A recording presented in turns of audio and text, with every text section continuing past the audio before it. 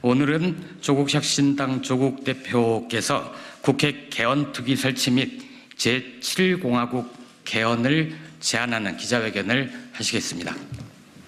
존경하는 국민 여러분, 조국혁신당 대표 조국입니다. 저는 오늘 제7공화국으로 진입하기 위한 10번째 헌법 개정을 촉구하기 위해 이 자리에 섰습니다. 국민 여러분과 의원님들께 우리의 미래를 향한 담대한 여정을 제안합니다. 헌법은 나라가 돌아가는 근본 원칙입니다. 국민의 삶은 이 안에서 이루어집니다. 현 세대와 미래 세대의 가치와 지향을 담고 있습니다. 그래서 대단히 중요한 규범입니다.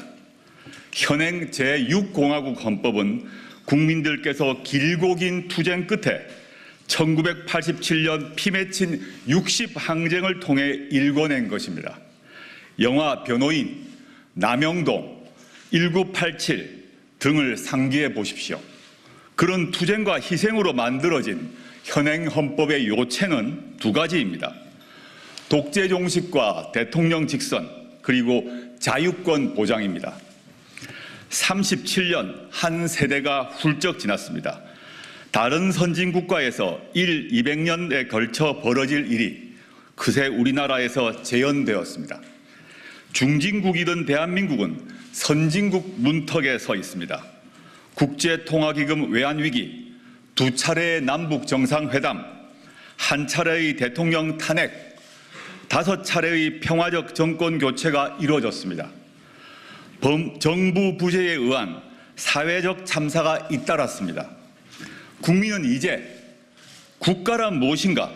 국가의 존재 이유를 묻습니다. 권력이 군림하는 게 아니라 봉사해야 한다는 당연한 요구를 하고 있습니다. 겨우 연명할 정도가 아니라 사람답게 잘 살 수 있도록 국가가 보장해야 한다고 말씀하십니다. 이는 국가가 베푸는 시혜가 아니라 국민의 기본적 권리이어야 합니다. 이에 저는 22대 국회에 개헌특별위원회를 설치하자고 제안합니다. 개헌특위에서는 제7공화국 헌법을 논의하게 될 것입니다. 조국혁신당은 개헌안에 담고 싶은 것도 많고 준비도 충분히 했습니다. 그러나 조국혁신당은 오늘 제7공화국 개헌에 반드시 담아야 할 최소한의 개정사항 7가지를 다음과 같이 제시합니다. 첫째, 부마민주항쟁, 5.18 민주화운동, 60 민주항쟁을 헌법 전문에 수록합니다. 현행 헌법 전문은 3.1운동으로 건립된 대한민국 임시정부의 법통과 불의에 항거한 4.19 민주 이념을 계승한다고 되어 있습니다. 이에 더하여 부마, 5.18, 60 정신의 계승을 헌법에 수록하는 일은 지극히 당연한 일입니다. 이들 운동과 항쟁은 정치적으로는 물론 법률적으로도 복권되어 국민의 마음에 뿌리 내린 바 있습니다. 7공화국 헌법 전문에 유구한 역사와 전통에 빛나는 우리 대한국민은 3.1운동으로 건립된 대한민국 임시정부의 법통과 불의에 항거한 4.19 혁명, 부마민주항쟁과 5.18 민주화운동, 60 항쟁의 민주 이념을 계승하고 라고 새겨야 합니다. 두 번째, 수도는 법률로 정한다는 조항을 신설합니다. 현행 헌법에는 수도 규정이 없습니다. 그러자 서울이 대한민국 수도인 것은 관습헌법이라고 헌법재판소가 결정했습니다. 이 때문에 지방 분권과 자치 발전을 위해 수도를 이전하려는 노력이 좌절됐습니다. 현재 지방 공동화를 넘어 지방 소멸 위기론이 나오는 지경입니다. 헌법에 새 규정을 넣어 법률로 이를 정하면 수도를 온전히 이전할 수 있게 됩니다. 세 번째, 대통령 5년 단임제를 4년 중임제로 바꿉니다. 1987년 헌법이 대통령 단임제를 채택한 이유는 딱 하나입니다. 독재 정권의 장기 집권을 막기 위해서였습니다. 대한민국은 이제 평화적 정권 교체가 자연스러운 나라가 됐습니다. 국민 역량을 믿고 대통령 중임제를 채택할 시점이 됐습니다. 책임 정치를 구현하고 국정의 연속성과 일관성을 강화하기 위해 중임제로 바꿔야 합니다.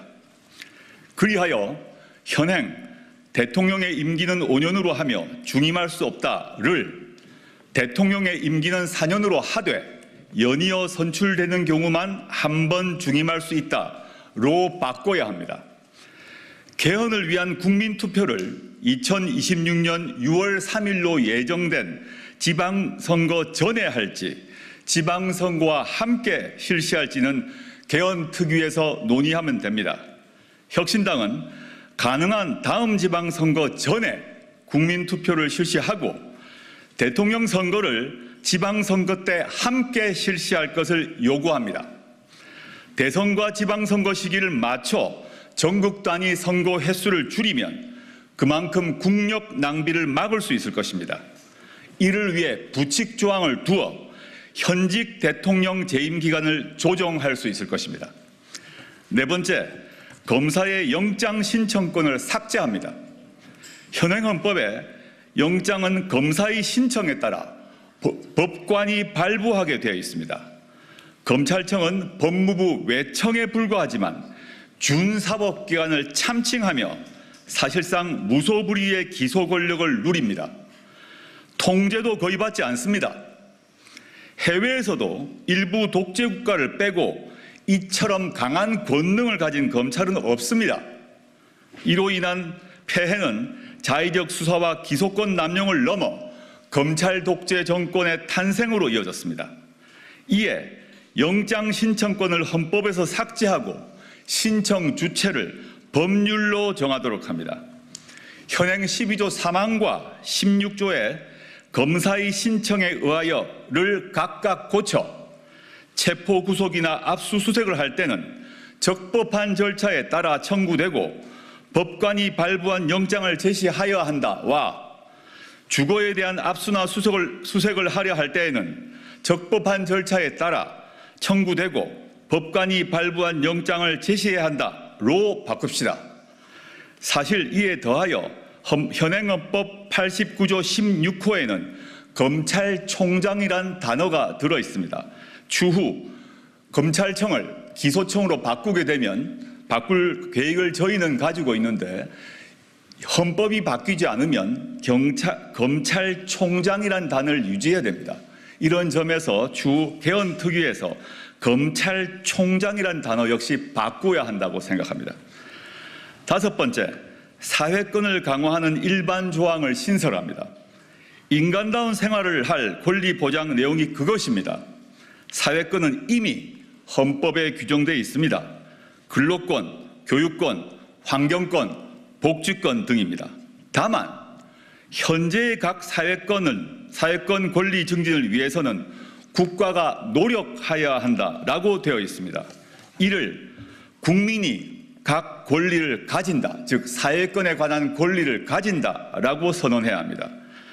지금처럼 최저 한계 보장이 아니라 인간 존엄성이 보장되면서 삶의 질을 유지할 수 있는 권리를 국가가 적극 보장토록 하는 것입니다. 이에 모든 국민은 장애, 질병, 노령, 실업, 빈곤 등 다양한 사회적 위험으로부터 벗어나 적정한 삶의 질을 유지할 수 있도록 사회 보장을 받을 권리를 가진다. 모든 국민은 임신, 출산, 양육과 관련하여 국가의 지원을 받을 권리를 가진다.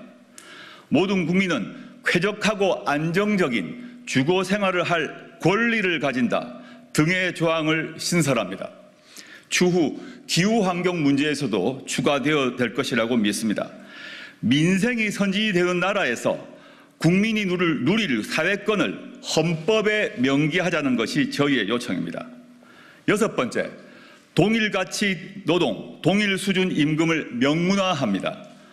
고용 형태, 인종, 종교, 성별 등의 관계없이 동일 직업에 종사하는 노동자에게는 동일 임금 수준을 적용하고 노동의 양에 따라 임금을 지급해야 한다는 인식은 이미 국제적으로 인정되고 있습니다. 국가는 동일한 가치의 노동에 대해서는 동일한 수준의 임금이 지급되도록 노력해야 한다 라고 헌법에 써놓아야 합니다. 7번째, 토지 공개념을 강화합니다. 경제 질서와 관련해 불평등과 불공정을 고치기 위해서입니다. 부동산이 투기의 대상이 되었고 부의 대물림이 강화되고 있습니다. 청년들은 집 문제로 좌절합니다. 결혼을 포기해야 할 처지입니다. 그대로 둘 수 없습니다. 국가는 토지의 공공성과 합리적 사용을 위하여 필요한 경우에 한하여 특별한 제한을 하거나 의무를 부과할 수 있다라고 토지 공개념의 내용을 헌법에 분명히 할 필요가 있습니다. 지난 한 세대 동안 대한민국과 대한국민의 역량은 넉넉히 입증되었습니다. 현행 헌법보다 국민의 권리를 더 인정하고 국가가 국민을 더 지원하도록 규율하는 헌법을 가질 자격이 충분합니다. 이에 더해 현재가 아닌 미래 세대를 위해서 우리가 나아갈 방향에 대해 밝혀야 합니다. 그러기 위해서 우리의 정치적 상상력을 최대치까지 뻗어보자고 요청합니다. 왜 안 되는지가 아니라 왜 해야 하는지를 논의합시다. 국민의 요구사항은 더 다양합니다. 잘 알고 있습니다. 향후 논의 과정에서 넣거나 빠질 것입니다. 저는 정치권과 국민이 참여하는 열띤 논의를 통해 결정될 것이라고 믿습니다. 우리 헌법 1조 2항은 대한민국의 주권은 국민에게 있고 모든 권력은 국민으로부터 나온다라고 되어 있기 때문입니다. 22대 국회가 열리면 국회와 국민 모두 개헌을 논의합시다. 감사합니다.